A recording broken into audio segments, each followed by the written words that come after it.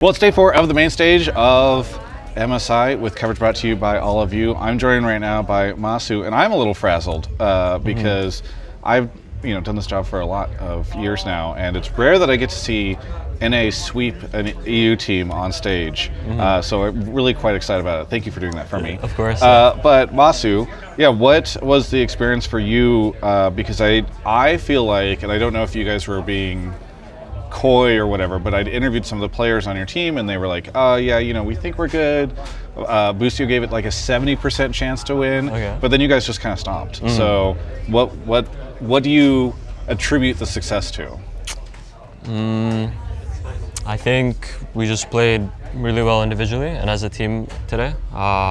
We were really aware of the game states at all times. We were aware of what could happen in the game, what they could do, what we could do.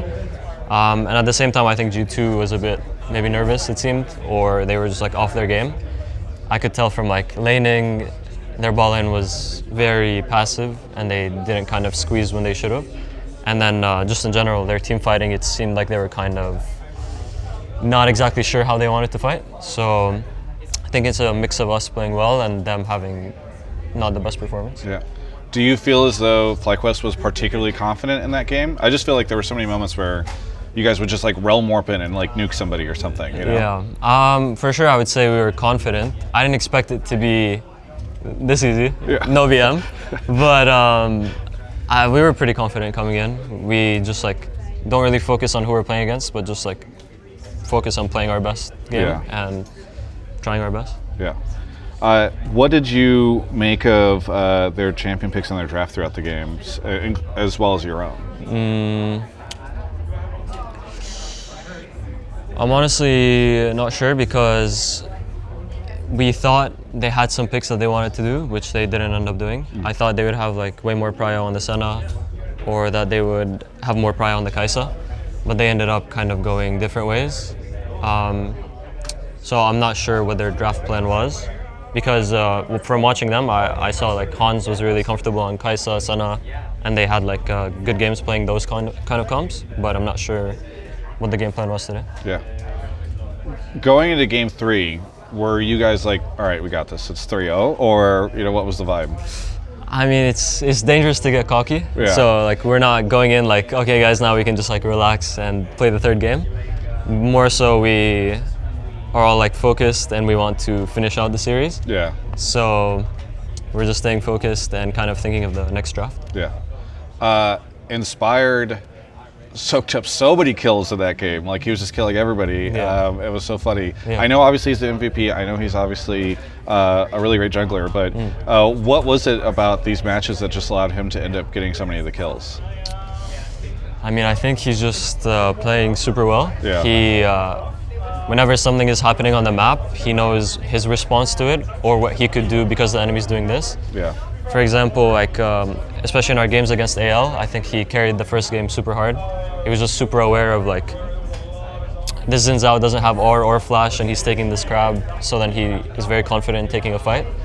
So I think he was just very aware of where his advantages come from, and he's using it pretty well. The crowd was very excited back here, and I feel also inside whenever we saw the Uzi skin come out in the game.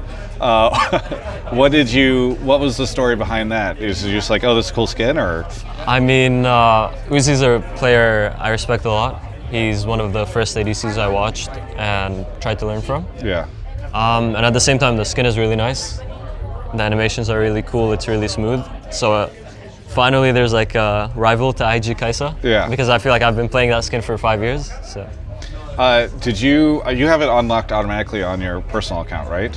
On the tournament realm. On the tournament realm. Yeah. Have you purchased it on the live realm? Yeah. Okay. You I hate to say, but you don't have to hate to see it. I mean, I feel for you that's a tax write-off. I think. Yeah. It's I a think business so expense, so it's completely fine. Yeah. That's awesome. All right. So going forward, what do you expect for the rest of the tournament? I mean, I guess starting with CFO versus Koi. Do you expect Koi to make it through? I think both teams are pretty evenly matched, actually. I think both teams are pretty good. I really enjoyed watching CFO yesterday, and I really liked watching them in first stand. I think they're a very good team. and if they play like they did yesterday, Yeah. I would favor them, honestly. So I think either team could make it. How much have you had a chance to see your family while you've been here? Because they've been in the audience and stuff, but I have not. you haven't. Yeah, I have not. Okay, you haven't even like hugged them. No. Okay, no, that's funny. not Is even. that intentional? Are you trying to be like, I'm just focusing on the game, or is it just like you guys haven't been able to like catch It's up? not really intentional. I just went from here to media to Okay. scrims to Yeah. match. So maybe today I'll have time to see them. Okay, but you have you seen them sitting in the audience? Yeah, Okay, I waved and like saw them. Yeah. Okay, that's cool. Yeah. That's awesome. Because they're in Toronto, right? Did they fly over for this? Yeah, they came from Mississauga, which is Okay. like a 5-hour flight. Okay, almost. Mississauga. Is that close to Toronto? Yeah, that's pretty cool. Okay. It's like Yeah. 20 minutes. Yeah. It's as I It's said, the same thing. Mississauga, Toronto. Yeah. I'm very well versed in Canadian geography.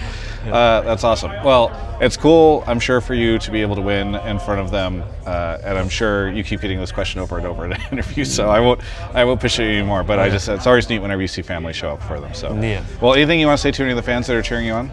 Thank you guys for watching.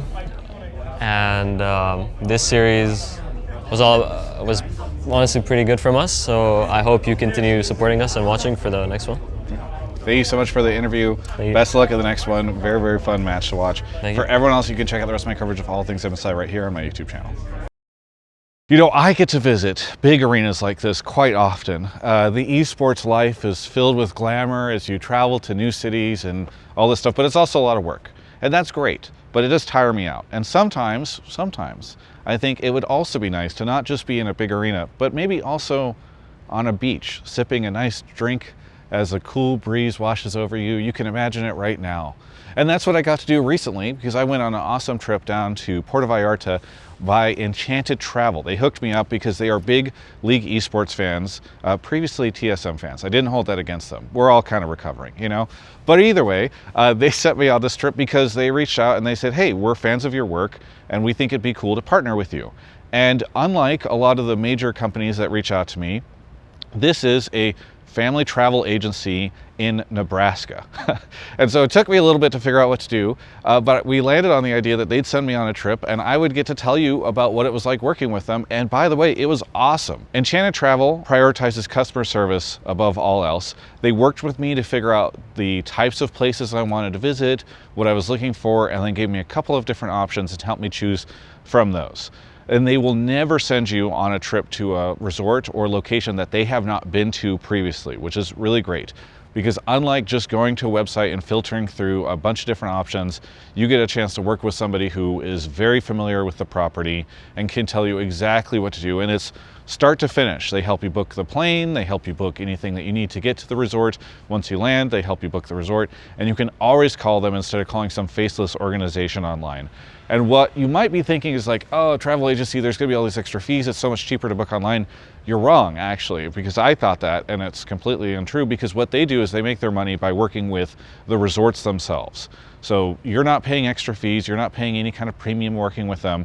So all I'm saying is, look, I know we live in a world where you can just go online, you can book stuff through like a credit card company or through, I don't know, a travel website or something like that. But just when you're thinking about going on vacation, give them a try. There's a link in the description below. It's neat to work with a group that also are League of Legends fans, and Josh over there was super cool. And if you mention my name, they will hook you up with a little gift as well if you do make your booking through them. So give them a try. Let's all, work together as League esports fans. That's where we're at these days,